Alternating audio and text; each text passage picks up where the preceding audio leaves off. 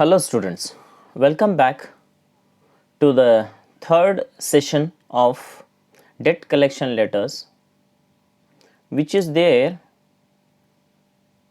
in your workbook practicing communication skills. I am Abdul Bashir, assistant professor working in a government college. In the last class, in the last two sessions, we have studied meaning of the debt collection letters, purpose of the debt collection letter, and how to draft a debt collection letter. All these things we have studied in the previous two sessions, and in this session we will learn how to replay for the letter which came from the bank to the borrower. ಈ ಒಂದು ಸೆಷನ್ನಲ್ಲಿ ನಾವು ಹಿಂದಿನ ಸೆಷನ್ನಲ್ಲಿ ಪರ್ಪಸನ್ನು ನೋಡಿದ್ವಿ, ಮೀನಿಂಗನ್ನು ನೋಡಿದ್ವಿ, ಮತ್ತು debt collection ಲೆಟರನ್ನು ಹೇಗೆ ಬರೀತಾರೆ ಅಂತಕ್ಕಂತಹ ಒಂದು ಫಾರ್ಮೆಟನ್ನು ನೋಡಿದ್ವಿ.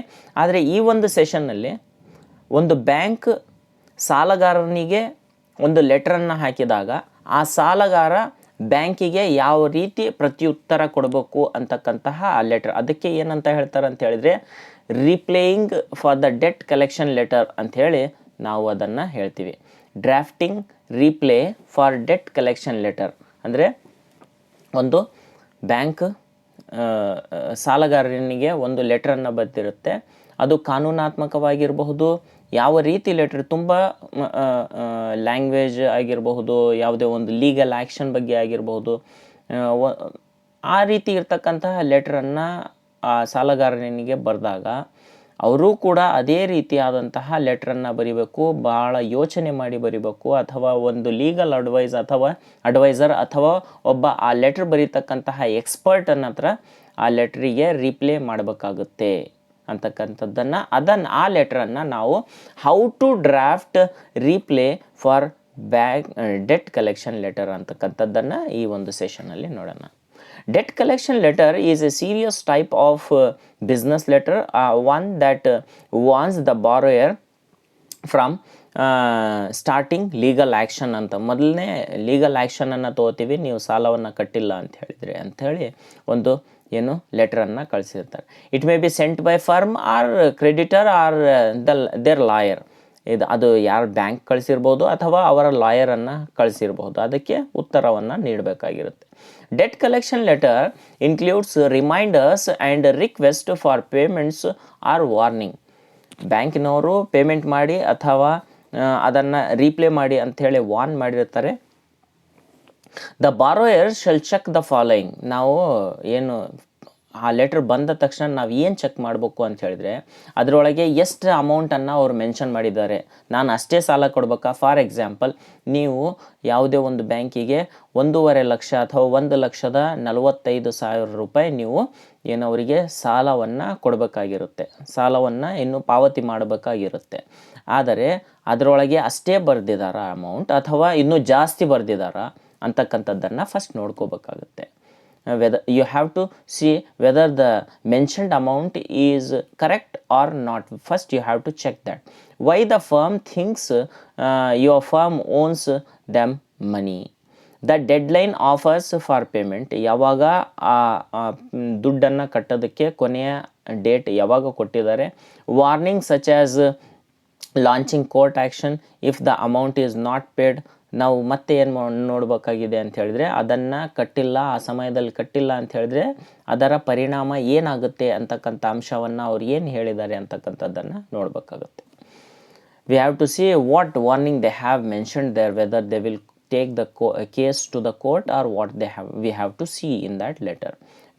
It means that we have to read the letter, the sender's letter very properly, and then we have to go for the replay. When we are replaying, it should see the following. It better to take legal advice before drafting the replay. ರೀಪ್ಲೇಯನ್ನು ಮಾಡೋದಕ್ಕಿಂತ ಮುಂಚೆ legal ಅಡ್ವೈಸನ್ನು ತೊಗೊಂಡೆ ಅದಕ್ಕೆ ಏನು ಮಾಡಬೇಕು, ರೀಪ್ಲೇಯನ್ನು ಮಾಡಬೇಕು, ಅದಕ್ಕೆ ಉತ್ತರವನ್ನು ನೀಡಬೇಕಾಗುತ್ತೆ.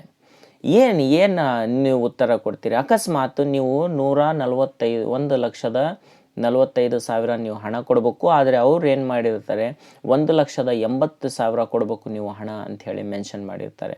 ಆವಾಗ ನೀವೇನು ಬರೀತೀರ ಅಂತ ಹೇಳಿದರೆ ಲೆಟರ್ ಆಫ್ ಡಿನೇಯಲ್ ಅಂಥೇಳಿ ಬರೀತೀರಿ. ಅಂದರೆ ನಾನು ಇಷ್ಟು ಹಣ ಕೊಡೋದಿಲ್ಲ, ನಾನು ಇದನ್ನು ಡಿನೈ ಮಾಡ್ತೀನಿ, ಈ ಕೇಸನ್ನು ಡಿನೈ ಮಾಡ್ತೀನಿ ಅಂತಕ್ಕಂತಹ ಲೆಟ್ರನ್ನು I have not borrow, he or she has not borrowed the money, ನಾನು ದುಡ್ಡು ತಗೊಂಡೇ ಇಲ್ಲ ಅಂಥೇಳಿ ಹೇಳ್ಬೋದು. ಅಥವಾ ನಾನು ತಗೊಂಡಿದ್ದೇ 1,00,000, ಆದರೆ ನೀವು ನನಗೆ ಕಳಿಸಿರೋದು 1,85,000 ಕಳಿಸಿದ್ದೀರಿ, ನಾನು ತೊಗೊಂಡಿರೋದೇ 1,00,000 ಅಂಥೇಳಿ.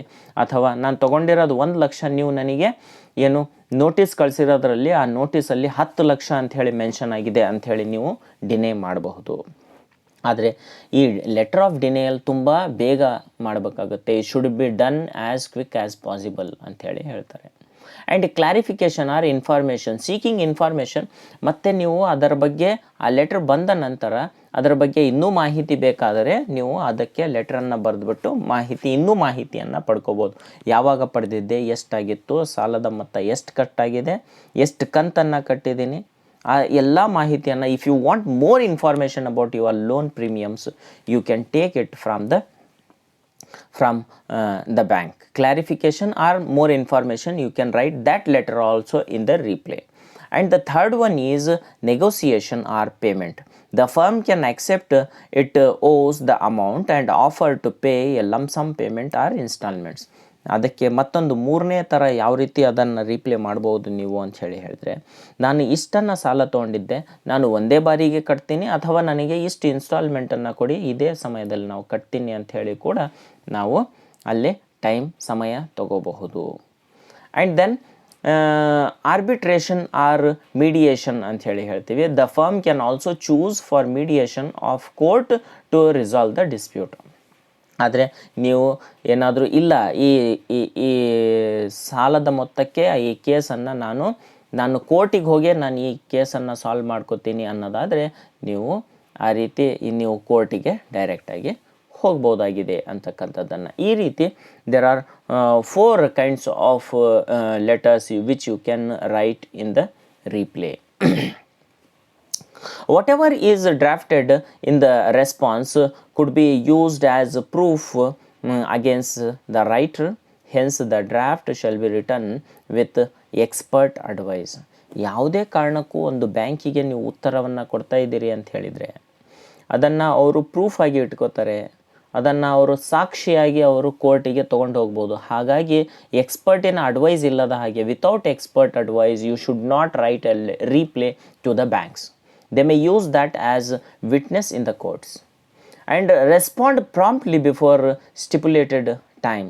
ಯಾವುದು ಅವರು ಸಮಯ ಕೊಟ್ಟಿರ್ತಾರೆ, ನಿಮಗೆ ಜನವರಿ 10ನೇ ತಾರೀಕಿಗೆ ನಿಮಗೆ ಲೆಟ್ರ್ ಬಂದಿದೆ, ಆಮೇಲೆ ಅವ್ರು ಹೇಳಿರ್ತಾರೆ ನಿಮ್ಮ ರೀಪ್ಲೇ ನಾವು ಇನ್ನು 15 ದಿನದಲ್ಲಿ ರೀಪ್ಲೇಯನ್ನು ಬಯಸ್ತೀವಿ ಅಂತ ಹೇಳಿದ್ರೆ ಜನವರಿ 25ರ ಒಳಗೆ ನೀವು ಅದಕ್ಕೆ ಉತ್ತರವನ್ನು ಕೊಡಬೇಕಾಗುತ್ತೆ. That's why within stipulated time ಅಂತ ಹೇಳಿದರೆ ಅವರು ಕೊಟ್ಟಿರ್ತಕ್ಕಂಥ ಸಮಯದ ಒಳಗೆ ನೀವೇನು ಮಾಡಬೇಕಾಗುತ್ತೆ ಅಂತ ಹೇಳಿದರೆ ಅದಕ್ಕೆ ಉತ್ತರವನ್ನು ಕೊಡಬೇಕಾಗುತ್ತೆ. And do not assume the firm owes the debt, enquire and find the amount if the letter belongs to the firm person addressed before replying. ನಾವು ಅದರೊಳಗೆ ನಮಗೆ ಇನ್ಫಾರ್ಮೇಷನ್ ಬೇಕು, ಎಲ್ಲ ಇನ್ಫಾರ್ಮೇಷನನ್ನು ತೊಗೊಂಡಾದ ನಂತರ ನಾವು ಅದಕ್ಕೆ ಮಾಡಬೇಕಾಗುತ್ತೆ, ಅಡ್ರೆಸ್ ಮಾಡಬೇಕಾಗುತ್ತೆ. And find out if the debt is as per the type. ಅದರೊಳಗೆ ಯಾವ ರೀತಿ ಲೆಟರ್ ನಮಗೆ ಬರೆದಿದ್ದಾರೆ, ಓರಲ್ ಆರ್ಗ್ಯುಮೆಂಟಿಗೆ ಬರೆದಿದ್ದಾರೆ, ಅಥವಾ ರಿಟರ್ನ್ ಕಾಂಟ್ರಾಕ್ಟ್ ಬರೆದಿದ್ದಾರೆ, ಅಥವಾ ಪ್ರಾಮಿಸರಿ ನೋಟ್ ಬರೆದಿದ್ದಾರೆ, ಅಥವಾ ಓಪನ್ ಎಂಡೆಡ್ ಅಕೌಂಟ್ ಬರೆದಿದ್ದಾರೆ, ಬರೆದಿದ್ದಾರೆ ಅಂತಕ್ಕಂಥ ಅಂಶವನ್ನು ಅಲ್ಲಿ ನಾವು ನೋಡಬೇಕಾಗುತ್ತೆ. ಆ ನಂತರನೇ ನಾವು ಅದಕ್ಕೆ ರೀಪ್ಲೇ ಮಾಡಬೇಕು. When we are writing a replay to the debt collection letter, it should follow certain format. It should be in certain format. The format it should follow like this. First there should be a from address. ನಾವು ಫಸ್ಟಿಗೆ replay ಲೆಟರನ್ನು ಬರೆಯುವಾಗ ಕರೆಕ್ಟಾಗಿ ಒಂದು ಫಾರ್ಮ್ಯಾಟನ್ನು follow ಮಾಡಬೇಕಾಗುತ್ತೆ. From address, to address ಇರ್ಬೋದು, initial salutation ಆಗಲೇ ನಾನು ಹೇಳಿದ್ನಲ್ಲ ಅದೇ ಲೆಟ್ರನ್ನು ನಾವು ಫಾಲೋ ಮಾಡಬೇಕಾಗುತ್ತೆ. ಆ್ಯಂಡ್ ಸೇಮ್ ಲೆಟ್ರು ಎಲ್ಲೂ ಕೂಡ ನಾವು ಫಾಲೋ ಮಾಡಬೇಕಾಗುತ್ತೆ.